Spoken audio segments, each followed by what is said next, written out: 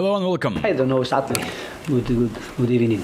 I don't know exactly what I'm doing with my team. Good evening. But the thing is, I want to talk about the wildcard since many people are talking about those and want to talk about how to not use your wildcard. That's where I used mine last game week, previously before, and it failed miserably since I brought in, first and foremost, that's where I think it will be, for me, I already played 4 transfers. I'm going to be sharing the players that I brought in. After playing the wildcard, obviously I had 3 saved. And the reason why I decided to go with the wildcard is just I wanted to bring in Mo Salah, which backfired literally the same game week, which I think goes to show that you're a little bit too reactionary. It would be nice to start with Salah and Haaland. I only started with Haaland. I was always captaining him. Hence, my rank is still within 1 million. But I already used triple captainship on Haaland, which I definitely do not regret a single bit. And I used my wildcard. And already took additional -4 hits. So let's talk about the team. This was my wildcard in Game Week 4. Literally took 5 minutes, made it 5 minutes before the deadline. And the reason for that is that I already was at -4 for Salah. And I thought I also had Hall and I had Henderson. So all of these players turned out, obviously, it would... In that given game week, it was a little bit of a miss because Gabriel scored a goal, and I think either Saka or Raya were on like 9-pointer. So it's pretty much I lost like 10 to 15 points on my wildcard, but it still was decent because my Verbruggen and Dunk pairing, double Brighton defense, played out well, and Dean provided an assist. Also, I got rid of Hall, who played as a starter, but he conceded a goal, so he was like on 1 point. And the players that I brought in were João Pedro, who is like on a red, unbelievable. It's crazy, man. And a 4.4 defender, just because I wanted to save some value, and I thought that I don't need midfielders, right? No defenders or midfielder. And that is where my downfall has started. As you can see, only 53 points. I think it was still a green arrow for me. And now in Game Week 5, I still, since I sold Gabriel and I sold Saka on wildcard, both of these players returned.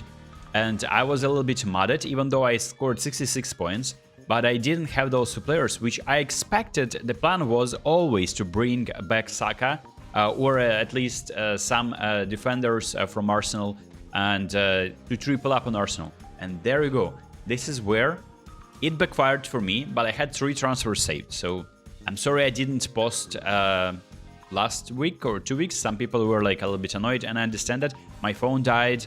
I had so many things going on in my country, so I just really can't be as consistent as I used to last year, and it was still difficult last year too, but I'm doing my best here. So this is where I think my team only was saved by Luis Diaz, and that is where I think I'm gonna be making a little bit more surgery will be needed for my team. And I instantly, the game week, I think, wasn't even finished, and I knew that Raya and Gabriel are going to be rising in price, and I couldn't really get to Saka without sacrificing either Salah or something, doing some massive surgery. My wildcard is wasted now, so this is where I decided to make some transfers, and already a little bit mudded, since I have Raya injured out. I think he's going to be starting, but there is a chance that he's not, just because Leicester game, the defense is going to be solid, and any goalkeeper pretty much can narrow down the threat and just maybe concede 1. But the attack of Arsenal, you expect them to score more. So even if Raya is not playing as a goalkeeper, I think Arsenal are not like in jeopardy of like drawing or losing points there in that game. So I think that is where my team looks a little bit in the mud. And I think I need to sell João Pedro. The problem is that I don't have much money. I have only 0.1 million in the bank. My overall value is 101.2. It may be improving very soon. So I bought Gabriel before the price rise. He is 6.1 now. I bought Raya before the price rise. He is 5.6. And I tripled up on Arsenal. So this is my team reveal. 6 million for Saliba. He still isn't rising in price. So tripling up on Arsenal in defense is a differential move for me. Just because Saka is very expensive. And I see Arsenal scoring goals. I just see them. These goals to be spread out very evenly across the players. Obviously, when Gabriel is scoring, you'd assume it is from the Saka assist from the corner or something in that fashion. So I think I'm gonna be definitely punished by Saka a lot in the next 3 game weeks. It's just like I'm hoping that at least Saliba and Gabriel, should they play together, and there is also, I think, a risk having all 3 assets, since they all are premium. Arsenal playing in the Champions League, there is a chance that some of these players will be given a rest, and I expect one of these players to miss out Southampton game. But then when I see either Saliba or Gabriel not starting, I would expect them not to be subbed in. The only obviously problem currently is Raya, and as you can see, João Pedro is on a red arrow, so if I'm getting rid of him, I already got Calvert-Lewin, so this was a part of like a massive change where I took a -4. I got rid of Isak, who is playing City at home, and yeah, there's a chance he's not scoring there. So I decided to go with Calvert-Lewin, who has a nice round of fixtures.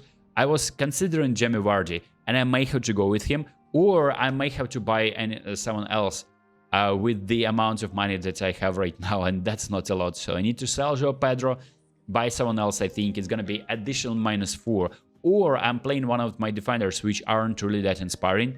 Greaves against Aston Villa, I think they're conceding there, and Fires against Arsenal away. I think he's definitely conceding.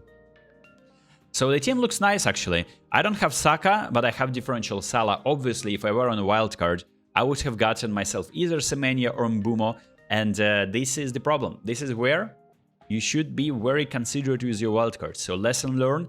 I didn't even experience much of a run gain with the wildcard that I made 2 game weeks ago. So yeah, so this is pretty much my plan. Tripling up on Arsenal defense may play out well for me, and it will be my plan B to get somehow to rectify the damage that Saka is gonna be inflicting on me. Obviously, I expect Mbumo, I expect Chris Wood, and I expect Semenya and Saka all to punish me. Other than that, my team looks very solid, and my main differential is of course still Salah. So after people playing the wildcard, they're probably like leaving out Salah and maybe keeping Luis Diaz, given that he didn't start the cup game. He still can be a differential, and he will be a differential. For me, it would be a tripling up on Liverpool assets, and I think by Chelsea game, I may downgrade Salah to someone, and it would be not necessarily Arsenal player, because by that time they're playing Liverpool and Newcastle away. I think I can still figure out something. Maybe it's going to be like Palmer, Semenya. Obviously, Mbumo is interesting too, but Semenya is just like two good game weeks for him. So yeah, I need to figure out what to do with João Pedro. So many injuries, man. And this is where playing wildcard, just not be like differential for the sake of being different from others. Just play it when everyone else is playing. I'm so stupid with that. So we have 5.7, and in fact, I think I'm in the mud. I think I need to like make another interesting. Yeah, the thing is, like, I can't really downgrade anyone, and I really don't think that taking out Eze before playing Everton, even though away, I think it's not a wise decision. Yeah, he didn't score many points in the past 5 game weeks, but I think this is the game week where you take him out of your team and he holds. And look, I'm short of getting Wood. I'm 4 points short of getting Wood. And if I were to get him, I think I would be then downgrading Eze to someone like... Right, so let's play midfielders. That would be a -12 point hit, and that's why it's so nice to have these players on your wildcard. I can't really afford Mbumo. Semenya, I think I kind of still can afford. 5.6, and actually can afford him indeed. So that would be a fantastic setup of 3 defenders, reliable defenders, have decent fixtures, maybe except for Trent. He can maybe concede 1 goal in these 3 fixtures, 2 goals. I would love to happen. I would love for it to happen in only 1 game, not in 2 separate games, of course. And then my defense is very solid with Arsenal. I think I'm not going to be changing that much unless there is some injury to Raya or like rotation out of sudden, which I hope it's not happening, but knowing my luck, it may happen. So this is where I may go for another -8 hit, which sounds crazy. So I need to read more about that João Pedro injury, and it looks like he's going to be out for this weekend for sure. And if I'm not getting Wood, and if I'm still keeping Eze in my team, I need to find a cheaper attacker, and that can only be Jamie Vardy, I think. I don't think that, I don't think that risking it now is a good idea. So let's go for forwards, and if we are looking for a forward cheaper than 5.8, that is going to be, I can see Welbeck is there. I just don't want to stock up on Brighton assets. My Brighton assets venture wasn't really successful. I definitely jumped on them very late, and they didn't even get any points from Joao Pedro as well. So there is an argument of getting someone like Vardy, and I'm actually I have exactly enough of money to get Jamie Vardy. It's just like he's playing Arsenal, and it's just counterintuitive. But he has Bournemouth, Southampton, Nottingham Forest, and Ipswich. Some of these games are at home, and obviously, I mean, there's a good. It's good idea to have him. I just don't really think that getting these players is it just doesn't scream points to me. So look at it another forward. I don't know, man. This is not looking good at all. This is looking like fodder material. In fact, no, Raul Jimenez, I don't think that getting Look, I will have to be forced, my hand can be forced playing either one of my 4 million defenders this game week, or I might have to make additional -8 point hits. So this is the state of my team. Not necessarily maybe exactly extremely useful info for you, but let's take a look at how other players have fared in Game Week 5. And let's start with Mo Salah. He played free hit for absolutely no reason, and his rank, he has been like 200,000 or 300,000, and now out of sudden just fell off so hard, 5 million rank, and he played free hit. Got decent points on that, but the reason for that absolutely unknown to man. I just don't think that his team was so bad. Okay, actually it was not. Yeah, Tottenham assets actually, you know what? I don't know, man. So yeah, this is, he captained himself. That's actually crazy, right? Like he trusts himself, which maybe a cheeky captain differential for me this game week. So yeah, this is 52 points for Trent. He is actually within 2 million. I know some creators who are faring much worse than this, so not too shabby at all. Their teammate Andy Robertson is 4 million rank, and I think he's actually active. He made a transfer, nothing really spectacular here. And when we talk about another player who is now rotation risk, and that is Diego Jota, played a wildcard and got 81 points on that, and he's actually very, very decently ranked. 2 million rank right now, within 2 million rank, yeah, it's nice because you are... see, game week rank is crazy, 300,000, he performed very well on his wildcard. Got good players on the wildcard, got Salah, captained himself, and he doesn't have himself in the team, so he doesn't trust him as an FPL player, just because I think there's going to be a lot of rotation, which we noticed. He scored 2 goals in the cup, and yeah, this is interesting. So let's take a look at Connor Bradley. Yeah, obviously he doesn't have himself. Interestingly, he has Manchester United defender Diego Dalot with 9-pointer, great return, and he's captaining Mo Salah. As Darwin, so look, these transfers are happening last minute, I think, right? 12:40. I think that was on a deadline day. So it's transferred out Isak and got in Darwin. So you see, this is why it is interesting to follow players' leagues and players. Like obviously they play in a mini league. That's how people find out that they're playing. They're kind of legit. So obviously it's interesting to see maybe the change of heart of the manager. He decides to now play Jota in different, and jumping off Jota and getting to Diaz was pivotal for me. I would have been outside of 1 million for sure if I didn't do that on my wildcard, but that's just the only pretty much benefit of me playing that early wildcard, and other than that, I'm not really satisfied. I got Salah obviously, but I don't think that it's a favorable run of fixtures for him. And now we have James Justin. Now we talk about Leicester players. He is actually avid FPL player. Just the rank isn't that impressive so far. This is a pseudonym for Anthony Gordon. So 31, wait a minute, 31 points on wildcard. But next game week, much better result. He still trusts in Isak. He benched Rogers with 10-pointer, but his result is so good just because he has that Nicholas Jackson differential. And look at Nicholas Jackson, by the way. Brighton, Nottingham Forest, Liverpool, Newcastle at home, and Manchester United away. You see, it's actually a little bit tempting to get him, or get at least some kind of Chelsea asset. So if I were to bring in a player, there can be an argument of getting a differential like him. Chelsea look like they are finding their game finally, and they have such a huge roster of players. So there may be a chance where like getting a Chelsea player, yeah, it could be like a nice idea. This is Joe Willock, has Alisson in goal. Unfortunately, he picked up an injury, and I think he's gonna be returning in a few weeks. And yeah, this is where Newcastle Players League is. Actually, there's a few of these.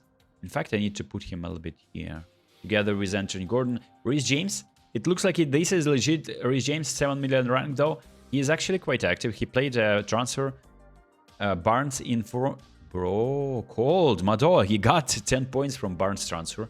Very nice. And obviously, when I talk about other people that may be notable, and this is Stormzy, drill hip-hop artist from the UK. If you're not familiar, he's avid FPL player too. Captain Watkins, differential captain. Well, it doesn't really have many players to captain just because he didn't get Haaland. And it shows rank is only 6 million. They have a mini league, competitive mini league, when they play with other artists and even FPL creators. And 6 million is not good in that mini league. Kaisai got 70 points, and he's actually very solidly ranked, 900,000. Just important for him to not make some impulsive decisions. Calvert-Lewin and Wissa. Wissa is unfortunate. He got some points from Wissa, I think. Wait a minute, yeah. Wait a minute, what's with the Wissa transfer? Oh, Mado, he transferred in Wissa and then realized, he realized that Wissa is injured and he transferred him out. Yeah, it's not looking good. James Alcott, okay, let's see his rank. 1,073 points, okay, very solid.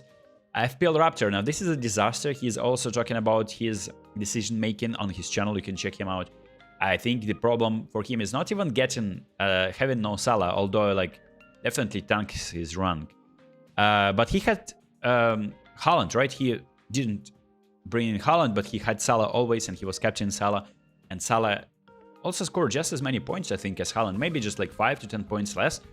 But the thing is, you are... some people have both. And the strikers are not really scoring that many points. So this weight in the returns for strikers, this is, I think, what makes him to be so low ranked. But you see, it just started the season. You just can't really judge the ranking right now at this point. Oscar, he's just like 20 points better than 23 points better than Raptor, and he is 1.6 million, which is considered to be a solid run. I don't know what to tell you. This is Oscar's team. Also, Joao Pedro is going to be a big problem, but many people are on wildcards, so I'm pretty sure they're going to be selling him if they hadn't done that already. Still a good decision. Selling Joao Pedro for Chelsea game, I mean, yeah. They can score, of course, but definitely it's not going to be Joao Pedro because apparently he's out up until 6th of October with an ankle injury. And then we talk about Andy from Let's Talk FPL. If you're interested about his rank, this is where his rank is actually very solid, 1.3 million. There's still time to get into that 1 million before the game week 10 for sure. And Fabio Borges is also around the rank, 76 points. This is his team. I think many people are going to be playing wildcard, so it's going to be interesting to see how that pans out. Ben Krellin, I'm telling you, this guy will be in top 5k by the end of the season. Somehow he manages to get there. And if my rank is here, he played the wildcard, by the way, extremely differential wildcard, where he has neither Salah nor Haaland. And it backfired. But maybe he has something up his sleeve, you don't know. So yeah, that has been the review. I hope you enjoyed this video. Sorry for a bit of a long one, and sorry for not posting previously. And yeah, hopefully we restore the regular uploads from now on. Maybe this video helped you. I may be taking another -4 or even -8 hit before the start of the game week number 6. See you next time. Peace.